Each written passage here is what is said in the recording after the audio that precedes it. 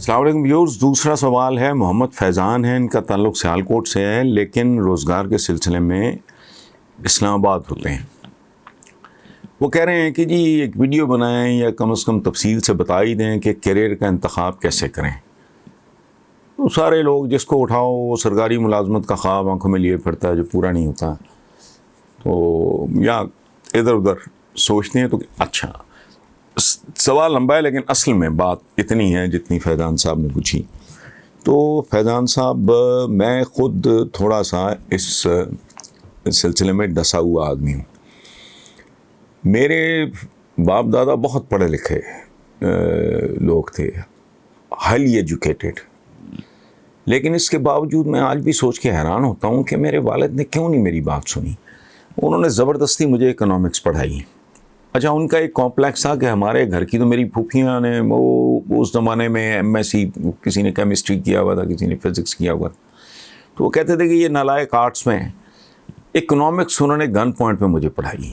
اگر مجھے وہ لٹریچر پڑھنے دیتے، اگر مجھے ہسٹری پڑھنے دیتے جس کا مجھے شوق تھا، مجھے زندگی میں اس کا فائدہ ہوتا. میں نے ان کی ضد کے آگے ہتھیار ڈالے، کر تو لیا رو پیٹ کے، پوری زندگی میں مجھے اس کا فائدہ نہیں ہوا. گزارش صرف اتنی ہے آپ سے، آپ کے ہم عمروں سے، نوجوانوں سے، اور یہ وہ بات ہے جو میں اپنے بچوں سے کرتا ہوں، اس کام میں جاؤ جس میں آپ کا دل، دماغ نہیں دل. وہ آپ پینٹنگ بھی کرو، حالانکہ یہ کون سا پروفیشن ہے، تو پھر آپ صادقین بنتے ہو، شاکر علی بنتے ہو. جو دل کرتا ہے، جو آپ کی روح مانگ رہی ہے، وہ آپ کرو. یعنی جب پیشن آپ کا پیشن جب آپ کا پروفیشن بنتا ہے، ٹھیک ہے، تو پھر معجزے ہوتے ہیں. میرا میڈیم آبویسلی اکنامکس تو نہیں اردو میں پڑھی جاتی. اکنامکس جیسا سبجیکٹ میں ادھر آ کے ٹھوکریں کھاتا رہا، مار کھاتا رہا، پڑھ پاگل ہو گیا کہ اردو لٹریچر سارا پڑھا، یہ وہ وغیرہ. اور الحمدللہ ویر ایور آئی ایم، جو بھی میری ہمبل سی اپنا میڈیا میں یا لکھنے پڑھنے کے کام میں جو ہے صورتحال آپ کے سامنے ہے. حالانکہ میرا اس کا دور پار کا کوئی تعلق نہیں تھا، صرف محبت تھی، جنون تھا جو رفیع صاحب کو چومالہ اندرون شہر سے بامبے لے گیا. اور دوسرا محمد رفیع آج تک نہ پیدا ہوا ہے نہ ہوگا. زندگی میں یہ نہ دیکھیں کہ آج کل ٹرینڈ یہ چل رہا ہے جی فلانا ہو رہا ہے، ٹمکانا ہو رہا ہے. نہ اندر کی آپ سنیں، نہ والد کی، نہ والدین کی، نہ کسی ٹیچر کی، نہ اندر کیا کہہ رہا ہے. اس آواز پہ جب آپ لبیک کہیں گے تو اس میں قدرت بہت شفقت کرے گی. انگریزی میں ایک جملہ ہے کہ you are never given a wish without the power of making it come true. قدرت جب آپ کو کسی چیز کا شوق دیتی ہے، کسی چیز کے لیے محبت دیتی ہے، جنون دیتی ہے، تو قدرت بے رحم نہیں ہے. وہ اس وقت تک شوق انسان کے اندر بیدار ہی نہیں کرتی جب تک اس کے اندر وہ صلاحیت نہیں رکھتے تھی کہ یہ اپنی جستجو جو ہے یہ اس میں یہ کامیاب ہوگا. چونکہ اس کا پیشن، اس کی محبت، اس کا سارا کچھ اتنا جینون ہے، تو قدرت بے رحم نہیں ہے. کبھی نہیں آپ نے سنا ہوگا کو 5 فٹ کا بندہ باکسر وہ گلوبل لیول کا کوئی چیمپئن، ورلڈ چیمپئن بننے کی خواہش رکھتا ہوں. نہیں، اپنے دل کی سنیں، اپنی روح کی آواز پہ لبیک کہیں، اللہ خیر کرے گا. وہ سرکاری ملازمتیں یہ چھوٹے لوگوں کا کام ہوتا ہے، یہ یاد رکھیں آپ. یہ بنیادی طور پہ انسیکیور لوگ ہوتے ہیں. پکی نوکری سرکاری، میں 18ویں گریڈ میں چھوڑ کے آ گیا تھا اسلام آباد سے. 24 سال میری عمر تھی. لیٹرل انٹری میں مجھے لے گئے تھے، پروونشل کوآرڈینیشن کا ڈائریکٹر بنا کے، اور ساری پبلیکیشن کا چارج مجھے دے دیا گیا تھا. اور میں آپ کو بتاؤں اتنے زبردست تھے باس، وہ کنونس کیا مجھے. جہانگیر خان وہ 94 فلم کے ہیرو بھی تھے اپنے زمانے میں، بعد میں وہ سول سروس میں آئے. وہ 1-1.5 سال مجھے کنونس کر کے لے کے گئے اسلام آباد. آج شامل خان ان کا جو بیٹا ہے، بڑا ہینڈسم صاحب ماشاءاللہ، وہ جو ٹی وی سٹار ہے، اس کے کئی اس کے پلیز ہیں، یہ ان کا بیٹا ہے. اس کا بچپن میرے ساتھ شامل کا، اور باقی جو بچیاں تھیں، مدینہ، عالیہ، ایک دیا تھی رضیہ، اس کا. تو مجھے انہوں نے بالکل ایک بڑے بھائی کی طرح، ایک بلکہ باپ کی طرح انہوں نے لک آفٹر کیا.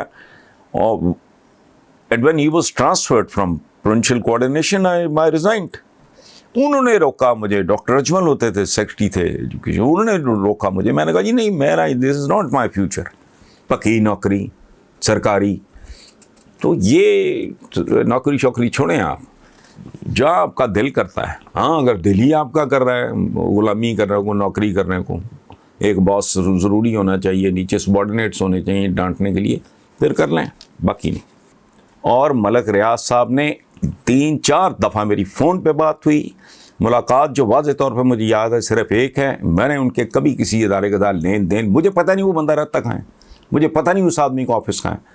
جن کا ان کے ساتھ کوئی تعلق واسطہ ہوگا تو وہ میں نہیں جانتا، میں کسی کا ٹھیکیدار نہیں ہوں.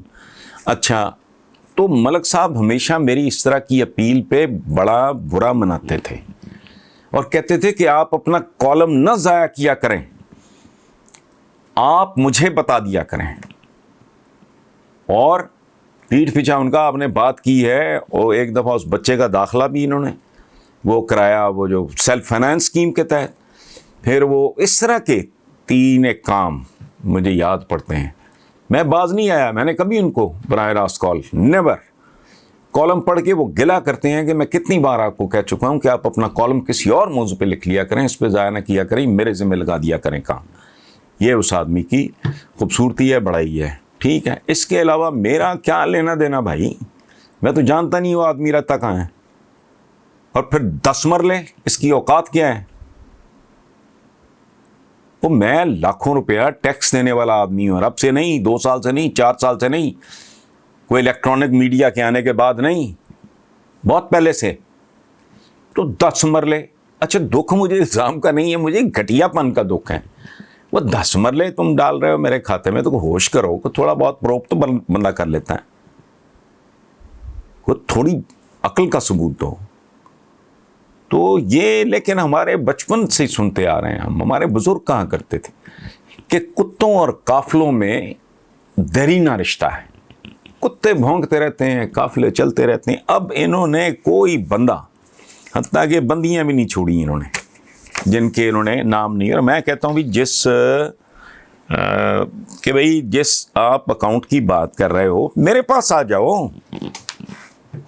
چیلنج کرو، ڈیٹ دو. میں اپنے کیمرے لے جاتا ہوں اپنے یوٹیوب چینل کے، مینیجر کے پاس چلتے ہیں، پوچھتے ہیں کہ اس کا اکاؤنٹ.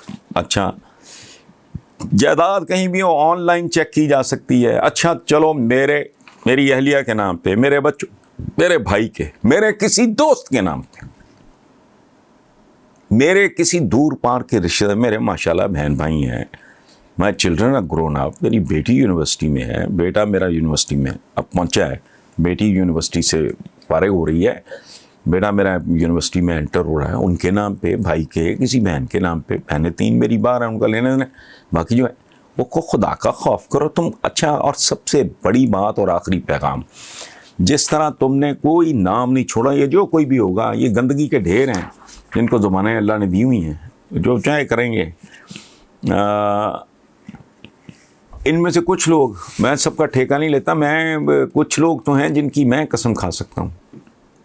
ان کو بھی نصرت جاوید جیسے درویش آدمی کو، وہ کلپتا پھر رہا ہے بیچارہ، اس بندے کو بھی آپ نے ڈال دیا. کو خدا کا خوف کرو.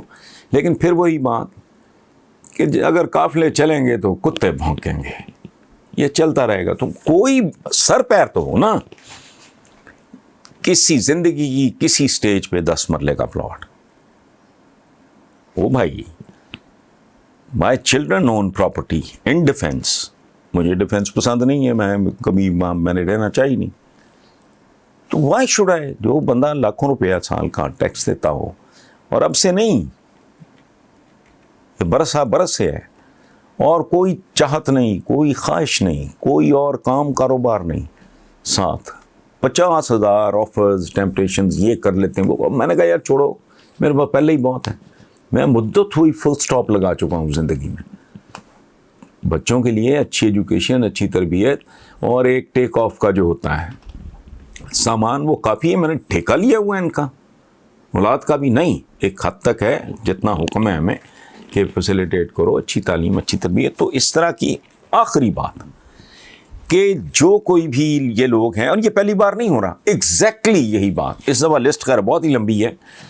یہ حامد میر کے ایک پروگرام میں میں شاید آپ کو بتا چکا ہوں، تو میں نے کہا تھا کہ یہ جو کیش لکھا ہے اس کا تو میں نے مجرا سن لیا، اس کا تو حساب کوئی نہیں ہو سکتا، پلاٹ تو بتاؤ. اچھا آخری بات، جو لوگ یہ کر رہے ہیں انہوں نے، میں صحیح کہہ رہا ہوں، میں لسٹ نہیں پڑھ سکتا، اتنے لوگوں کے نام ہیں ان میں، اور میں کسی کا ذمہ داری نہیں لے رہا، نہ میں کسی کا ٹھیکیدار ہوں. تو پھر تم ڈوب مرو. اگر تمہارے ملک کا ہر اوپینین میکر، ہر میڈیا پریکٹیشنر، میں نہیں کھا رہا قسم کسی کی، if they are corrupt، تو پھر تم ڈوب مرو اور اپنی اولادوں کے ساتھ ڈوب مرو کہ تم نے یہ پیدا کیا ہے، تو پھر تمہارا مستقبل بھی کوئی نہیں. اگر یہ سارے ہی کرپٹ ہیں، میں تو نام پڑھ کے حیران رہ گیا ہوں. اس میں کچھ لوگ ہیں ڈیفینیٹلی جن کی شہرت ٹھیک نہیں ہے، لیکن ایک ایسا آدمی جس کی کبھی کسی حکومت کے ساتھ بنی نہ ہو، ضیاء الحق کی بھی جس نے جیلیں کاٹ لی ہوں، منہ اٹھا کے بات کر دینا. لیکن پھر وہی بات ہے، دلچسپ بات ہے، خوبصورت بات ہے کہ قافلے چلتے رہتے ہیں، کتے بھونکتے رہتے ہیں. Thank you very much.